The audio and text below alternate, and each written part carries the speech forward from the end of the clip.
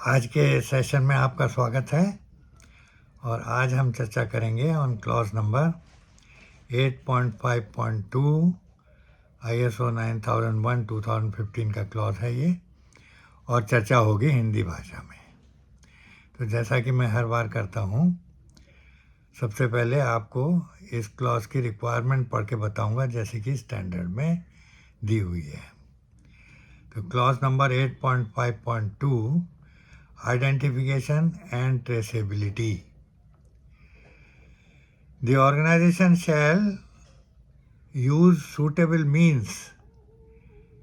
to identify outputs when it is necessary to ensure the conformity of products and services. The organization shall identify the status of outputs with respect to monitoring and measurement requirements throughout production and service provision. And last para is, the organization shall control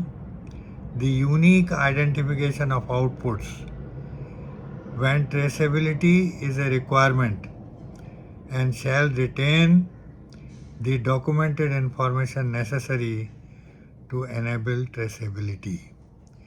तो ये छोटा सा clause है और अब हम विस्तार में चर्चा करेंगे पॉइंट बाय पॉइंट।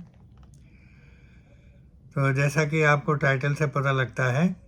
ये क्लॉज है आइडेंटिफिकेशन एंड ट्रेसेबिलिटी के बारे में, कि जो प्रोडक्ट या सर्विस हम कस्टमर के लिए बना रहे हैं, तैयार कर रहे हैं, उसको कैसे आइडेंटिफाई करना है, और जहां उसमें ट्रेसेबिलिटी की कोई रिक्वायरमेंट है तो ट्रेसेबिलिटी को कैसे रिकॉर्ड करना है, कैसे मेंटेन करना है। तो जैसा कि स्टैंडर्ड में रिक्वायरमेंट दी हुई है, उसके हिसाब से जो संस्थान है, जो कंपनी है, वो आइडेंटिफाई करेगी सूटेबल मीन्स, मतलब क्या तरीके होने चाहिए आउटपुट को आइडेंटिफाई करने के लिए, जब ये की रिक्वायरमेंट हो कि प्रोडक्ट या सर्विस जो है वो कंफॉर्मिंग है रिक्वायरमेंट के हिसाब से, जैसी रिक्वायरमेंट है उसी हिसाब से प्रोडक्ट या सर्विस जो है वो बन के निकल रही है या बन के हमको मिल रही है। तो सबसे पहले ये रिक्वायरमेंट है कि organisation shall use suitable means to identify the outputs, कि आउटपुट्स जो हमारे निकल के आ रहे हैं, सर्विस के हों या प्रोडक्ट के हों, उनको हमें आइडेंटिफाई करना है, ये पक्का करने के लिए कि जो प्रोडक्ट और सर्विस है वो कंफॉर्मिंग है, मतलब प्रोडक्ट और सर्विस जो है रिक्वायरमेंट के हिसाब से है, जैसी कि कस्टमर को चाहिए उस हिसाब से है, मतलब कस्टमर की सारी रिक्वायरमेंट पूरी हो रही हैं, जो ऑर्गेनाइजेशन ने रिक्वायरमेंट बताई हैं वो पूरी हो रही हैं, रेगुलेटरी रिक्वायरमेंट पूरी हो रही हैं, और कोई रिक्वायरमेंट है वो भी पूरी हो रही है, मतलब हर तरीके से जो प्रोडक्ट है हमारा कंफॉर्मिंग है। तो किस तरीके से उसको आइडेंटिफाई करेंगे, इस चीज़ को ये तय करना है कंपनी को, और डॉक्यूमेंटेड तरीके से इसको मेंटेन करना है। अब आइए नेक्स्ट पैरा के ऊपर। जो संस्थान है वो आउटपुट का स्टेटस जो है मॉनिटरिंग एंड मेजरमेंट से जैसे निकल के आ रहा है। कोई भी प्रोडक्ट हम बनाते हैं तो मॉनिटरिंग एंड मेजरमेंट करना ज़रूरी होता है, कि भाई वो मॉनिटरिंग एंड मेजरमेंट जो हमने प्लान बनाया हुआ है, क्वालिटी प्लान बनाया हुआ है, उसके हिसाब से सही है प्रोडक्ट कि नहीं है, और प्रोडक्शन एंड सर्विस प्रोविज़न जो हमने तय किया था उसके मुताबिक प्रोडक्ट हमारा बन रहा है कि नहीं बन रहा है। तो ऑर्गेनाइज संस्थान को या कंपनी को इनके प्रोडक्ट के आउटपुट जो है या सर्विस का आउटपुट जो है उसके स्टेटस को आइडेंटिफाई करना है, रिकॉर्ड करना है। हर मॉनिटरिंग और मेजरमेंट के बाद में ये रिकॉर्ड होना चाहिए, कि रिक्वायरमेंट्स जो हैं प्रोडक्शन की और सर्विस प्रोविज़न की वो पूरी हो रही हैं कि नहीं हो रही। हर मेजरमेंट के बाद में रिकॉर्ड मेंटेन करना ज़रूरी है। अब आइए लास्ट पैरा के ऊपर, the organisation shall control the unique identification. अब जहाँ हमें ट्रेसेबिलिटी मेंटेन करनी हो, देखिए ट्रेसेबिलिटी को समझने की कोशिश करिए पहले तो, कि हम कोई भी प्रोडक्ट बनाते हैं तो कोई रॉ मटेरियल यूज़ करते हैं, कहीं कोई हमारा स्टार्टिंग पॉइंट होता है। तो रॉ मटेरियल अगर हम यूज़ कर रहे हैं तो वो रॉ मटेरियल की स्पेसिफिकेशन क्या है, वो कौन से लॉट का है, किस सप्लायर ने हमें दिया है, और वो कौन से पर्टिकुलर, अगर कोई स्टील वगैरह है तो कौन से हीट नंबर उसमें अगर कोई है जो स्टोर्स में अवेलेबल है रिकॉर्ड्स में, तो वो भी हमारे ट्रेसेबिलिटी के हिसाब से जैसे जैसे जब हम स्टोर से हमने स्टील इशू कराई तो उसके ऊपर पंच होना चाहिए। आइडेंटिफिकेशन की जो रिक्वायरमेंट है वो उस स्टील के ऊपर पंच होनी चाहिए। उसके बाद हमने स्टील को मशीन के ऊपर लगाया और मशीन से जो हमारा हाफ डन, आधा तैयार किया हुआ प्रोडक्ट हमने निकाला कि शायद अब दूसरी मशीन पे जाएगा, तो उस समय भी हमें वो सारे आइडेंटिफिकेशन जो है मटेरियल के, जो ओरिजिनल आइडेंटिफिकेशन था, हीट नंबर था और सब चीज़, वो टोटल ट्रेसेबिलिटी के खातिर हमको उसके ऊपर पंच करना होगा। तो ये ज़रूरी है क्योंकि हमें ट्रेसेबिलिटी को बराबर मेंटेन करके चलना है, और हर बार जैसे हमारा प्रोडक्शन में आगे बढ़ता जाएगा उसको हर बार हम पंच करके उसका स्टेटस, जो ओरिजिनल स्टेटस था, जो ओरिजिनल उसकी जो जहाँ से आया, जिस लॉट नंबर का था, जिस सप्लायर का दिया हुआ था, वो सारी डिटेल हम पंच करते जाएंगे।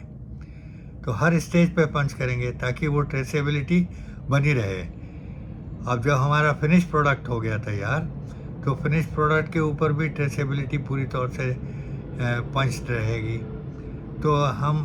बराबर कह सकते हैं, अगर मान लीजिए वो पार्ट किसी वजह से फेल हो जाता है और आप ट्रेस बैक करना चाहते हैं कि भाई ये स्टील कौन से लॉट की थी, स्टोर से हमने मटेरियल कब इशू कराया था, कौन से लॉट की ये स्टील थी, तो आप उसके पंच किए हुए जो नंबर हैं उनको देख करके उसे वेरीफाई कर सकते हैं और ट्रेसेबिलिटी आपको पूरी तौर से अवेलेबल हो सकती है। यू कैन ट्रेस बैक, आप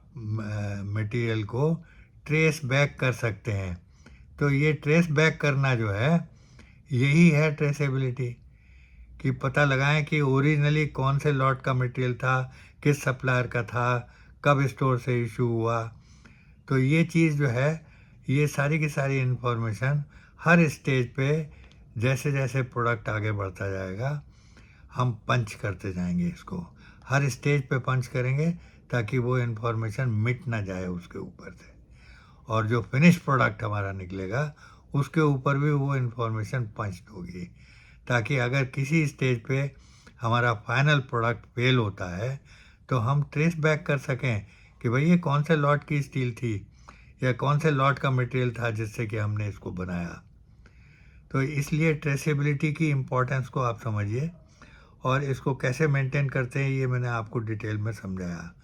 और इस इंफॉर्मेशन का रिकॉर्ड जो है आपको मेंटेन करना है, मतलब डॉक्यूमेंटेड इन्फॉर्मेशन इसकी आपको मेंटेन करनी है। तो ये रहा शॉर्ट में टोटल रिक्वायरमेंट आइडेंटिफिकेशन और ट्रेसेबिलिटी से जो रखती है, जो रिलेटेड है इससे, आइडेंटिफिकेशन और ट्रेसेबिलिटी से, और क्लॉज नंबर 8.5.2 में ये रिक्वायरमेंट है, और इस रिक्वायरमेंट को हमें रिकॉर्ड मेंटेन करना है। तो मुझे उम्मीद है कि आपको समझ में आ गया होगा कि क्या क्या किस किस चीज़ का रिकॉर्ड मेंटेन करना है आपको और कैसे मेंटेन करना है। तो रिकॉर्ड मेंटेन होगा तो नेचुरली हम अगर जब भी कभी कोई प्रोडक्ट में कोई प्रॉब्लम आती है तो तो फिर हम ट्रेसेबिलिटी की मदद से देख सकेंगे कि कौन से मटेरियल से हमारा वो प्रोडक्ट बना था, फेलियर क्यों हुआ, किस वजह से हुआ। तो उसमें मदद करता है ये हमारी। तो ये रही हमारी टोटल रिक्वायरमेंट। मुझे उम्मीद है कि आपको समझ में आ गई होगी, और इसमें कोई चीज़ ऐसी है जो आपको समझ में ना आई हो। छोटा सा क्लॉज है ये, मगर एक ट्रेसेबिलिटी की रिक्वायरमेंट बहुत इम्पॉर्टेंट होती है, इसलिए मैंने थोड़ा विस्तार से आपको समझाया। तो अगर आपको ना समझ में आई हो फिर भी कोई चीज़, तो अपना कमेंट इसी वीडियो के नीचे दे दीजिए, और फिर मैं कोशिश करूँगा कि आपको दोबारा से इसको समझाऊँ। और अगर मेरे वीडियोज़ आपको पसंद आ रहे हैं, अच्छे लग रहे हैं, तो भाई लाइक दीजिए और थम्स अप दीजिए, और मेरे वीडियोज़ को आपस में शेयर ज़रूर करिए, क्योंकि जो भी नॉलेज एक्सचेंज हमारे बीच में हो रहा है वो ज़्यादा से ज़्यादा लोगों को उपलब्ध हो सके। तो इस वजह से अगर आप शेयर करेंगे अपने फ्रेंड्स के और कोलीग्स के साथ में, जो कि इसी तरीके के एक्टिविटीज़ में शामिल हैं, मतलब ISO से रिलेटेड हैं, तो मुझे बड़ा अच्छा लगेगा। तो एक चीज़ मत भूलिएगा कि मेरे चैनल को ज़रूर सब्सक्राइब कर दीजिए, और बेल आइकॉन को ज़रूर दबा दीजिए, ताकि जब भी मैं वीडियो लोड करूं तो वीडियो लोड करने के बारे में इन्फॉर्मेशन आपको तुरंत मिल जाए, आप मेरा वीडियो बिना डिले बिना देरी के देख सकें। तो मुझे उम्मीद है कि आपको ये चीज़ें समझ में आ गई होंगी, और फिर मिलते हैं रविवार को। हर संडे में वीडियो लोड करता हूँ, और हर रविवार को हमारी मुलाकात होती है एक नए क्लॉज के ऊपर, नए टॉपिक के ऊपर। और फिर मिलते हैं अगले रविवार को, और तब तक के लिए नमस्कार, बाय बाय।